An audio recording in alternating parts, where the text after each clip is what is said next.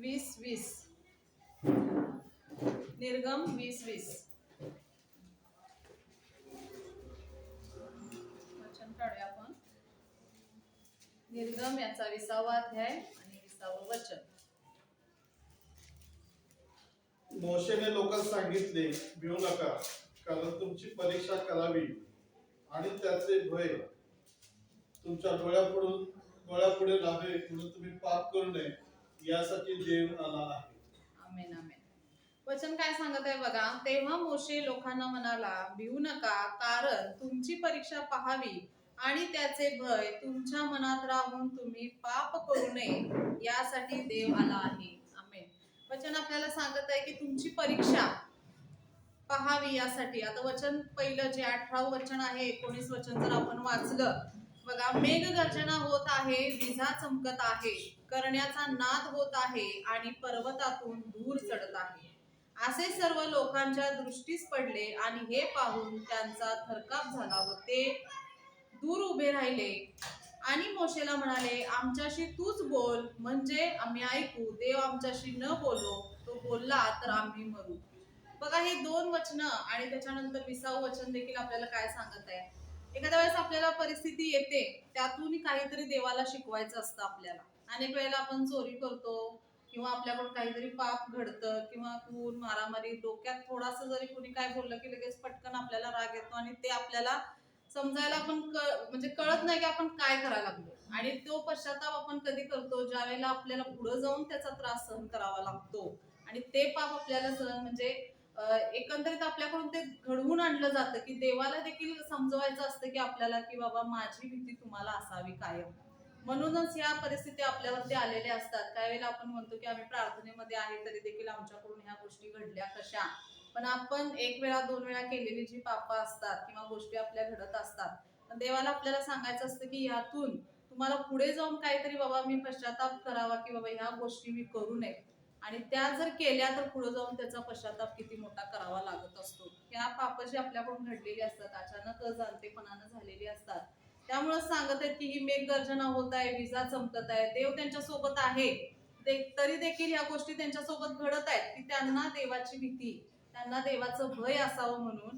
पुढे सांगत आहेत की करण्याचा नाद होत आहे, पर्वतातून धूर चढत आहे. असे सर्व लोकांच्या काय झालेले आहे, दृष्टीस पडलेले आहेत आणि ते सर्व दृश्य पाहून ते घाबरत आहेत.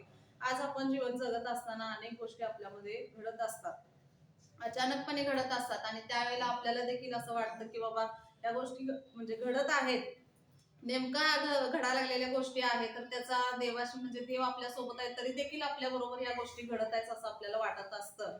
पण नक्कीच त्यातून देवाला असं म्हणजे कळू द्यायचं असतं की हे पाप किंवा या गोष्टी तुमच्या सोबत घडत आहेत किंवा तुमच्याकडून होत आहेत, या इथून पुढे घडू नयेत आणि त्याचं भय तुमच्यामध्ये असावं, त्याची भीती आदरयुक्त देवाची तुमच्यामध्ये असावी, हेही सांगितलेलं आहे.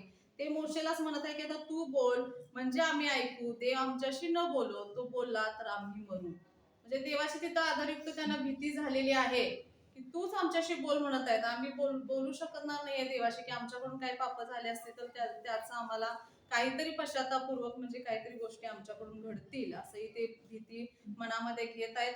आणि 20वं वचन सांगत आहे, तेव्हा मोशे लोकांना म्हणाला, भिवू नका, कारण तुमची परीक्षा पहावी आणि तुमचे भय तुमच्या मनात राहून तुम्ही पाप करू नये यासाठी देव आलेला आहे.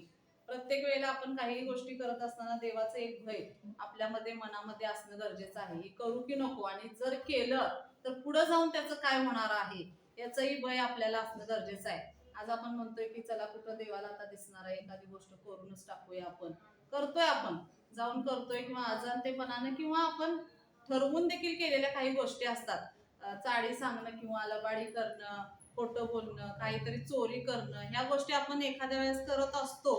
पण त्याही गोष्टी पाप आहेत देवाच्या दृष्टीनं, पण ती भीती आपल्यामध्ये देवाची असणं गरजेचं आहे. त्याचा कॅमेरा आपल्या म्हणजे कडे कायम लावलेला असतो आणि त्याचा आपल्याला देवाच्या राज्यामध्ये गेल्यानंतर प्रत्येक गोष्टीचा पुरावा द्यावा लागणार आहे की या गोष्टी तू केल्यास, का केल्यास, कसं केलं, हे सगळं आपल्याला त्या ठिकाणी देव विचारणार आहे. त्याचा जाब त्यासाठी आताच आपण जीवन जगत असताना ह्या गोष्टी आपल्याकडून होऊ नयेत, आणि जर केल्या तर पुढे जाऊन आपल्याला काय गोष्टी आहेत त्याचं भय देवाचं नेहमी आपल्यामध्ये असणं गरजेचं आहे. देवाने ही 2-3 वचनं आपल्याला सांगितली. जर या आठवड्याभरामध्ये आपल्याकडून जर काही गोष्टी घडल्या असतील तर पश्चातापपूर्वक आज आपण देवाला सर्व एक्सप्लेन करूया की या गोष्टी माझ्याकडून होऊ नयेत आणि असे काही प्रसंग माझ्यावरती करण्यासाठीही तू आणू नकोस म्हणून देवाला पश्चातापपूर्वक आपण माफी मागूयात. आपण आपले नेत्र बंद करूया आणि प्रार्थना करूया. धन्यवाद देत आहे स्वर्गातल्या प्रेमळ बाप्पा, तू आधी तू अंत सर्वश्रेष्ठ सर्वसमर्थ माझा यहोवा राजा. प्रभू येशूच्या नावामध्ये प्रभू आज वचन आम्हाला तू दिलंस की तुझं भय आमच्या मनामध्ये नेहमी असावं.